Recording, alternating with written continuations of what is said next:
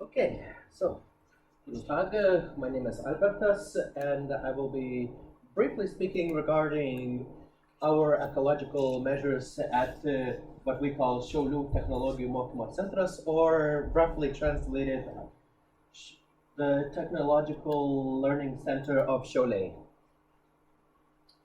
So we conducted a little study to determine how our students commute to and from school and also in their own leisure time, and whether or not it was ecologically friendly. And what we discovered is that we have a problem. Now,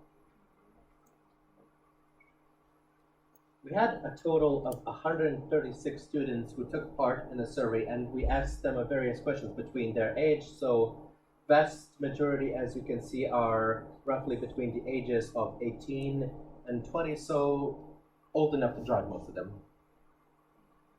And when we asked what measures they use to get to school, the majority said that they use their own car or any other personal motor vehicle.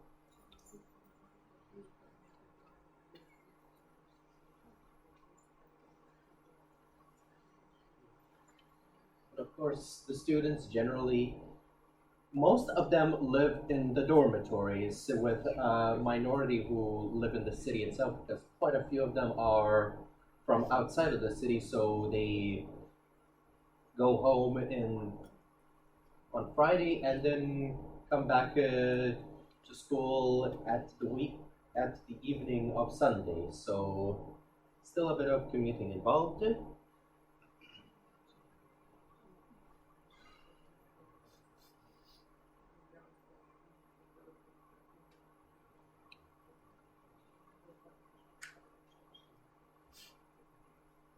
So, as before, while the students, since those who live in the dormitory primarily, well, the dormitory isn't that far away from the school, so that isn't too much of an issue for them to get to the campus. But as I mentioned before, when they are getting around in their leisure time or going home to their hometowns or coming from their hometowns to school, that is where generally they prefer using their own personal vehicles, and it is not all that common for them to use any form of public transport or other ecological means.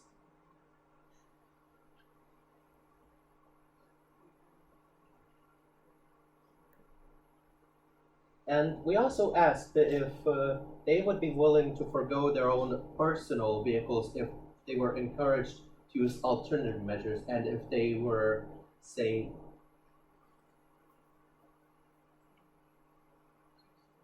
so as we asked them, and we found out, no, they still prefer their own vehicles. Even if public transport was completely free, if other methods were readily available, everyone still prefers the practical and easy to use vehicle regardless of its carbon emissions. And then we asked them what exactly is the most important to them when they choose a car, and lo and behold, model is what draws their attention. Not their mileage, not their fuel usage, but is it affordable and does it look cool? And just a little bit of concern for eco-friendliness, but sadly not all that much.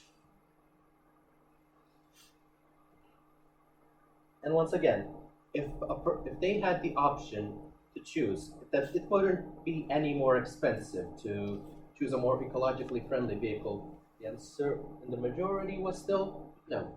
Well, some folk who had some concerns about the environment, but our numbers are surprisingly low. Now, of course, we have taken measures. We don't think it's completely hopeless in our country that we are completely doomed to a climate catastrophe. We have taken measures. For example, at our college, we do our best to ensure that alternative methods of transport are readily available to the students. So we offer discounts, if not outright compensation, for those who choose to use public transport. And also from our welding department, which I count myself among them, we made sure that bike stands are readily available at every campus on location to make sure that they can safely park those bikes. And another project that was initiated by our government was this sort of what we call Jinxney, or steps in English, which was basically to encourage people to move around on foot as long as it was available.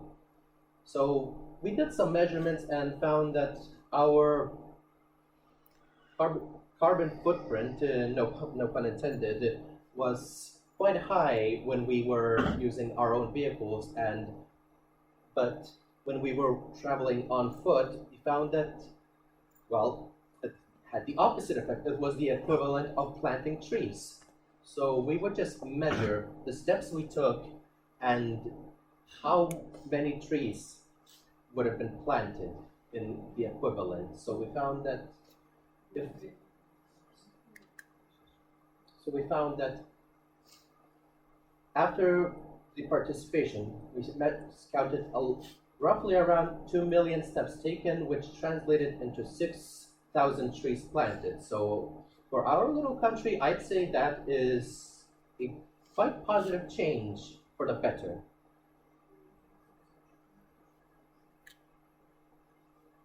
Of course, now as I've mentioned, while we are taking measures, we still have a long way to go, and of course, with our presence here, we are hoping to also gather some ideas from our friends here from around the world as to how we can help improve our own country to make sure that our ecological footprint remains friendly. And I believe that is all we had.